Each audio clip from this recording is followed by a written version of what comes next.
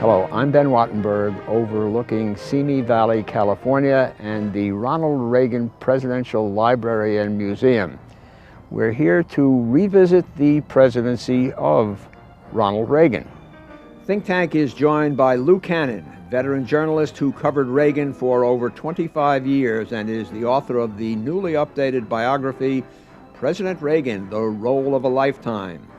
Kiron Skinner, assistant professor of history and political science at Carnegie Mellon University and a research fellow at Stanford's Hoover Institution, as well as the Council on Foreign Relations in New York, and Martin Anderson, senior fellow at the Hoover Institution, author of Revolution, the Reagan Legacy, and a key domestic and economic policy advisor in the Reagan White House. He is currently working with Kiron Skinner on a book tentatively titled The Reagan Papers, due out in February of 2001. The topic before the House, Remembering Reagan, this week on Think Tank.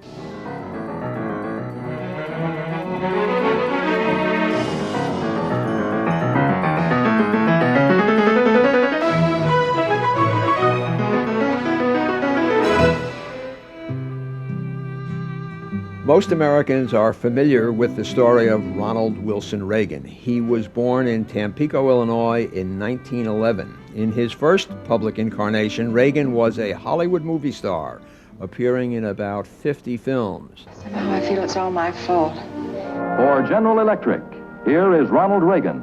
Oh, that's hot. Then from 1954 to 1962, he traveled as a spokesman for General Electric. Many believe it was during those years that Reagan shrugged off his Democratic Party loyalty in favor of conservative ideals, though Reagan himself denies ever having gone through such a radical transformation. Where then is the road to peace? Reagan burst onto the political scene in 1964 with a nationally televised address in support of presidential candidate Barry Goldwater.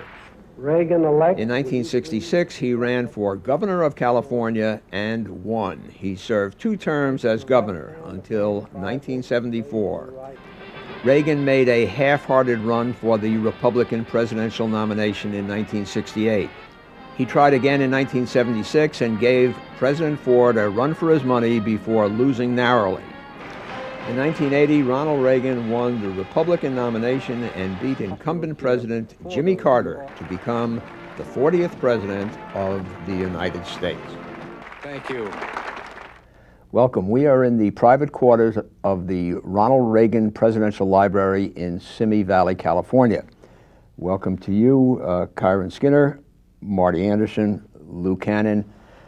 Let me begin by reading something from Peggy Noonan's book called What I Saw at the Revolution.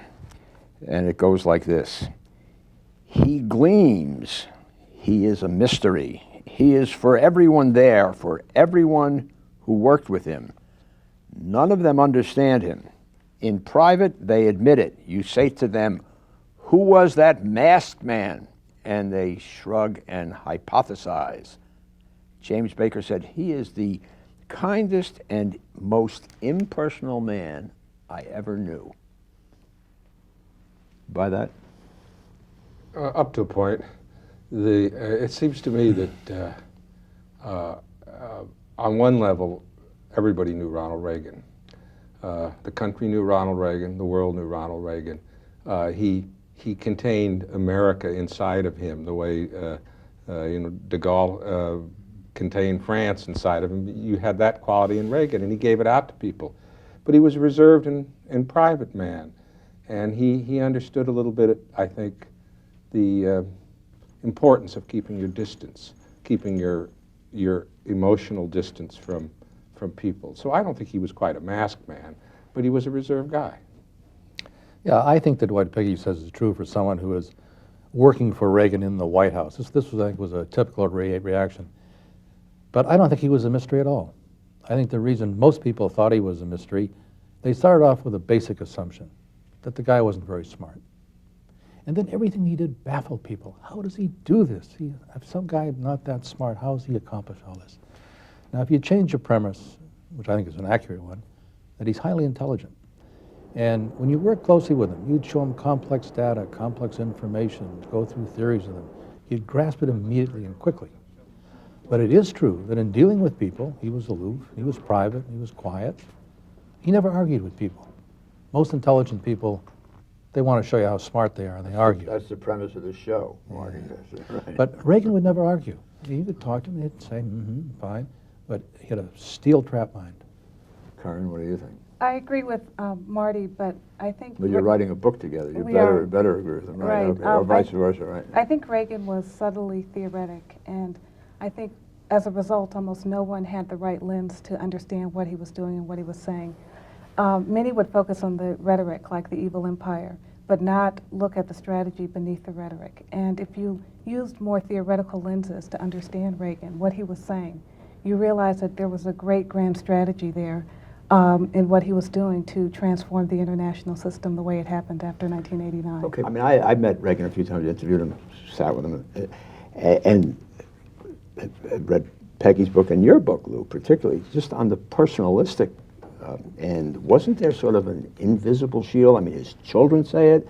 You have a little line in your book where you say even Nancy Reagan feels it, that there was sort of this... She told me that, and there's this barrier. And there is a barrier to Reagan at some point. And I've done two things with that in my thinking and writing about it. One, which I discussed with Mr. Reagan, was his experience as a child being the son of an alcoholic. Now, my father was also an alcoholic, had the same ancestry, same first name, and you see things, and there's been a lot written about this. That's not just pop psychology. When you're in that circumstance, that the way you survive it is that you pull out of it. Doing some research from this book, I came across a Screen magazine, 1937 to 38, where someone had interviewed Reagan, and he was talking about things. And he said he had discovered when he was a kid that he had many dreams and ideas and things that he loved to talk about, and people made fun of him. And he said, I just stopped talking about that stuff. I think that Reagan had a very private life. I think he had very private thoughts or things that he felt strongly about. He was highly intelligent, he didn't argue, and he did not share that with people. Now, some people saw that as a screen. Including people like from what you read from his children. I think that's true. Can I jump in on that Sure. point, because it's right on this point, and it's also a Nancy Reagan insight. Because of his father, partly because of the alcoholism, but also partly because those were tough times in Illinois. The family moved around a lot. When Reagan was very little, true. he was very nomadic. Now, so his close friend was his brother.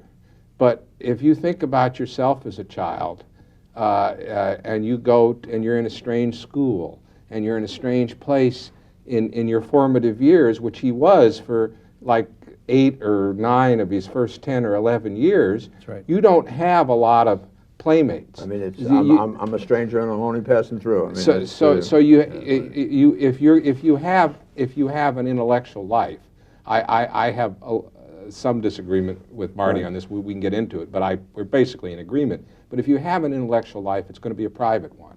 Let's forget the personality for a moment and play by the rules of the road in Washington, which is, what was he trying to do? What did he accomplish? And what happened anyway, but according to the rules of the road in Washington, you say, it was on his watch, he gets the credit or the blame. So you're digging into the international stuff. And I think it's surprising for many, but it's emerging, I think, in discussions about Reagan. I think Reagan really wanted to transform the international system peacefully, with one side shedding power voluntarily. And that's what happened. And I think it's getting stronger and stronger in the record as I look at it. But he wanted that to happen, but he was thinking about this decades before he assumed the presidency. He really was working toward a new grand strategy for the U.S. He believed that the international system should be universally free and that free markets and democracy should prevail. And he really pushed for that. And so, although much of it happened on his watch, I think it's not just luck. There's as much strategy there as there is luck. Can I give proof, I think, of this? I absolutely agree with you, Kiron. In 1980, I remember the date. It was June It was June 18th, 1980. Ronald Reagan came to the Washington Post. He was campaigning for the presidency, and we have one of these, our editorial board meetings are free-for-alls with reporters and editors and the publisher and anybody who can wangle an invitation. And so he's being questioned on all these things. He's asked if you build up the military, which he's advocating, aren't you going to accelerate the arms race and make things more dangerous? He says, and it would be good if there's an accelerated arms race. I remember there was an aide of Reagan sitting there, and he was just so worried because he could see these headlines. He's armed Reagan. Right. No, but what he said, and he didn't say it in a particularly eloquent or even articulate fashion, but he said it quite clearly, that if we increased our military strength, the Soviets would not be able to compete with us economically, and they would come to the bargaining table. The coming to the bargaining table is a really important part of that, because Reagan was not one of these Cold Warriors who believed in the Cold War for its own sake, or in increasing arms for their own sake. He believed there was an end to this. Lou, that's one of those fictitious things that the Washington Post liked to think of as Cold Warriors, that there were people who were for the Cold War for its own sake. Trust me, nobody was for the Cold War in its own sake. Don't be sensitive about that. I'm being very sensitive. Don't be sensitive. I'm being sensitive about it. Ben, because you're fine. You're a good Cold Warrior. No, you're okay, Ben. Okay, good. But Thank you. the reason, by the time Reagan came along, there were plenty of people, liberals and conservatives and everybody else, who thought that this mutual assured destruction, which this balance of terror, which appalled Reagan the first time he learned about it, appalled him every day he was president, led him to the Strategic Defense Initiative. There were lots of people who thought that this was going to go on forever, or into the foreseeable future. What I'm saying that was different about Ronald Reagan, I really think it was different, is that he saw somehow that the Soviet Union didn't have the capacity to compete with the United States. 4 years before he came to the Washington Post meeting, at the '76 convention, remember Reagan came down suddenly from upstairs, and President Ford waved him down, and he suddenly gave a speech. I came down with him. I was standing on that platform. He did not prepare that. He may have thought about what he was going to say, but he didn't have any notes. He had nothing. And he stood up suddenly in front of the convention. And you go back and read that speech, and he laid out what he thought was the most important thing the President of the United States had to deal with, and that was the threat of a nuclear war. How do you stop that from happening? How do you prevent what he used to call privately Armageddon? And I think that's what drove him. And when you look at all these other elements that they're talking about, they do fit. I think there's something missing, though, from what Lou was saying. He's right that he saw the arms race as something that the Soviets could not win if we really pushed them. But Reagan also signaled to the Soviets. It wasn't just a strength strategy. He also signaled that he wanted mutual cooperation. And that part of the Reagan story, I think, is not being told enough. He was doing both things simultaneously. He was being strong, but he was also showing, in a way that no president during the Cold War did, that he wanted mutual cooperation. That happens early on in the Reagan presidency with the releasing the Pentecostals from the U.S. Embassy in Moscow, the quiet deal. What year is that? 1983. The very month that he is announcing SDI and giving the Evil Empire speech, he's working in the back channel to get the Pentecostals out, and he agreed to the Soviets that he would not crow about this. That was a very important kind of opening of the There's relationship. no question about that, So but he wasn't signaling this in 1980 before he was president. No, but I really think that he was, because if you look at his 1980 campaign, some of the speeches he gave, his first major foreign policy speech, which I think was in March of 1980, he was really running on a peace plan. He talked about strength, but he always said that he wanted peace and he wanted cooperation. So I think that he was strong, but he was also saying that's just, the strength is the strategy, the preference is cooperation. But there's no disagreement on that. Right. So all the hawks believed in peace through strength. I mean, that's what. True. That's how hawks define themselves. But how many hawks thought that the Soviet Union would collapse if you pushed them? Not very many. That was the Not key. very many. And that you could get it without a hegemonic war. I think that was what distinguished Reagan. He really believed that the international system could transform itself without a war. That's a good point. There's something I want to come back to in just a minute. I want to talk to our viewers. We at Think Tank depend on your communications to help make this a better program. Please send your emails to thinktank@pbs.org. Now, Marty Anderson, you're an economist. You were the head of the domestic policy staff? I was economic policy, domestic and economic policy advisor the first year and a half. Right, okay. What was he trying to do? Well, what he was trying to do, he was not trying to cut taxes or lower interest rates. He was trying to do two things. Trying to get stable economic growth and more and better jobs. That was the goal. Now, the way he did that, unlike a lot of stuff written in the press, he knew exactly what he wanted to do. He had all the elements that policy set in place. He then brought together a group of people. During the campaign of 1980, we had 74 economic advisors. Every single word that he put out on his economic policies was read and approved by Alan Greenspan and Milton Friedman and Paul McCracken and the whole crew of them. And they advised him during the campaign, they advised him during the transition, and then when he became president, they set up the Economic Policy Advisory Board. George Shultz was the chairman, Alan Greenspan was a member, Friedman, the whole crew.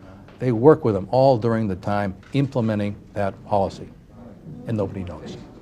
What was that phrase that they threw out about voodoo economics? Voodoo economics. Yes. George Bush's phrase. George Bush's phrase. Yeah, that was during it was voodoo economics during the campaign. Then later on, when the recession started and everything was in bad shape for the economy, they called it Reaganomics. And I remember one day, and after I left the government, came back on one of our economic policy advisory boards. Reagan walked in, and smiled, and said, "Well," he said, "I think it's finally working." He says, "You know how I know?" He says, "They're not calling it Reaganomics anymore."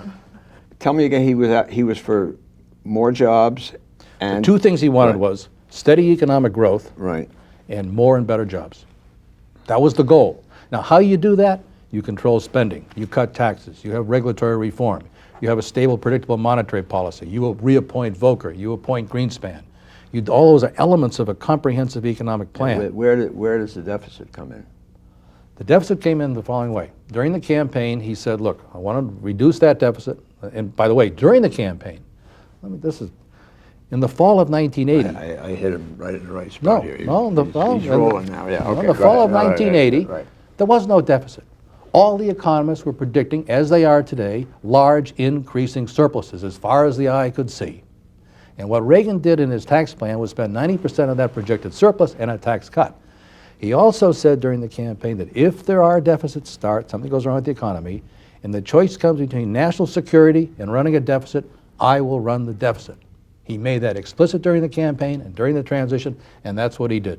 And that's what all his economic advisors told him to do. They said, first take care of national security, run the deficit. Well, I certainly agree with Marty on what Reagan wanted to do. I can also remember that you, Marty, as well as many other people who worked for Ronald Reagan, weren't as sanguine about those deficits at the time. And I think... we were terribly worried. We want to control spending. You're right. And Ronald Reagan himself said near the end of the term, end of his second term, that was the greatest disappointment of his presidency. Yes. He thought that Democrats, congressional Democrats, were addicted to spending, which of course they were. He didn't realize that, and as Newt Gingrich and others have since found out, that the Republican members were just as addicted to spending in their district David Stockman used to come back and he would moan and he would groan and he would be just as angry at the Republicans as the Democrats in terms of spending control. Now, Reagan, that did get out of control, but Reagan said that even with that happening, his first priority was national security. There's a useful phrase of David Fromm's,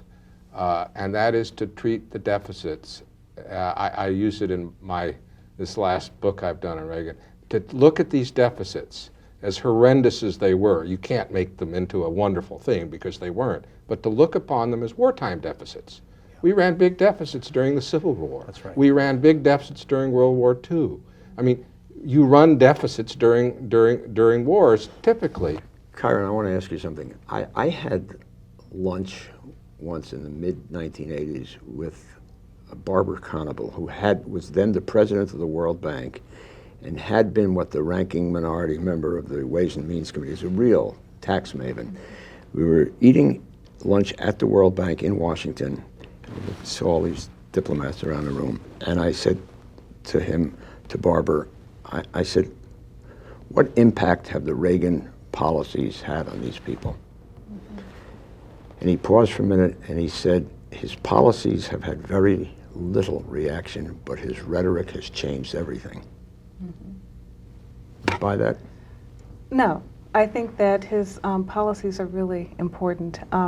I think he's put into the public view for both, I think for scholars and for policymakers, a way of thinking about cooperation that we hadn't thought about before. I don't think it was the words at all. I don't think it was much personality either. I think it's what he did.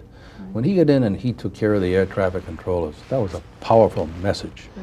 It's what he did. I think it's a false dichotomy to put the rhetoric versus the policy, because I think it's both. FDR did things because he was able to reach the American people. Ronald Reagan did things because he was able to reach the American people. It's no accident that Ronald Reagan was the first conservative governor of a major state. At the time in 1965, when I started covering him, it didn't seem possible that Republican or conservative could get elected. That's right. And what Ronald Reagan did is something that I think is kind of ignored in his history because it's so long ago. The conservatives and the moderates in the Republican Party hated each other then more than they hated the Democrats. The day after Ronald Reagan got the nomination, the day he got it, the next morning he called George Christopher, who he'd beaten, and asked him to join his campaign. He worked just as hard that fall for the moderates on the ticket, which there were, as he did for the conservatives. He was a party unifier. He brought his own party together at a time his own party was completely divided. Right. And some of that was rhetoric, and some of it was Reagan's character. I disagree with a little bit here. I think Reagan's rhetoric really has gotten in the way of understanding the impact of his policies. I think it did serve him forward as a communicator in real time to reach people. But the rhetoric was so offensive to so many. To say things, as he once said in the 1970s, Castro is a liar, or to call the Soviet Union an evil empire in the 1980s, that many are so tied to that rhetoric that they can't see the policy part under there. So it's very difficult, I think, to really get clear assessments of Reagan from people who would naturally be Reagan critics. They can't disentangle him from his own rhetoric. Yeah. And so the rhetoric really hurts him. We haven't had any criticism of Reagan on this program, really. Well, there were things that Ronald Reagan did that were unwise. Yeah. Selling arms secretly to Iran. You know, it's interesting if you go back and you look at it, it was the Contra part of it that interested the press, including me at the time. The Contra thing didn't work out that badly, but the Iran arms sales were a disaster. We were telling Europe not to sell arms to the Iranians, and he was doing it. And Ronald Reagan did this, just as he did most of the good things that we've been talking about on this program. It wasn't his advisors, it was Ronald Reagan. This was Ronald Reagan too. Both Cap Weinberger and George Shultz advised him not to do it. Okay, I want to read you something from the Reagan Library handout material from the Ronald Reagan Presidential Foundation. It says it is dedicated to developing and fostering President Reagan's 4 pillars of freedom, and they are individual liberty, economic opportunity, global democracy, and national pride. Just around the room once and then we leave. What letter grade, you're an academic, would you give him on those, if you combine those 4? What's Ronald Reagan's final grade? A. Yeah, as he said when he left office, we meant to change a nation and instead we changed the world. He didn't mean to, but that's what happened. I don't know what the grade is, but I do think that the combination of the restoration of national pride and keeping his eye on the ball versus the Soviet Union is the lasting legacy of Ronald Reagan. On the global democracy, I think that's the big one when you really look at the world now, and that it's the basis of the Clinton doctrine, in fact.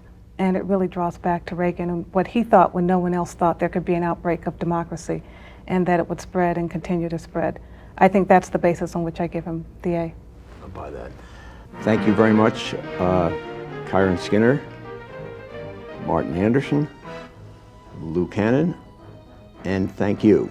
We at Think Tank depend on communications from our viewers. Please write to us via email at thinktank@pbs.org. For Think Tank, I'm Ben Wattenberg. We at Think Tank depend on your views to make our show better. Please send your questions and comments to New River Media, 1219 Connecticut Avenue Northwest, Washington, D.C. 20036.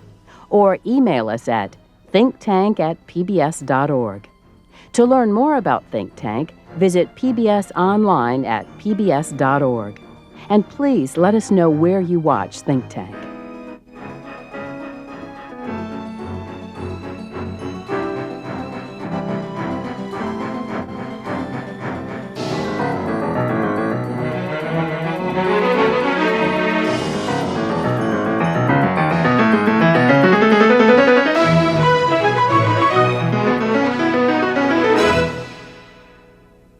This has been a production of BJW Incorporated, in association with New River Media, which are solely responsible for its content.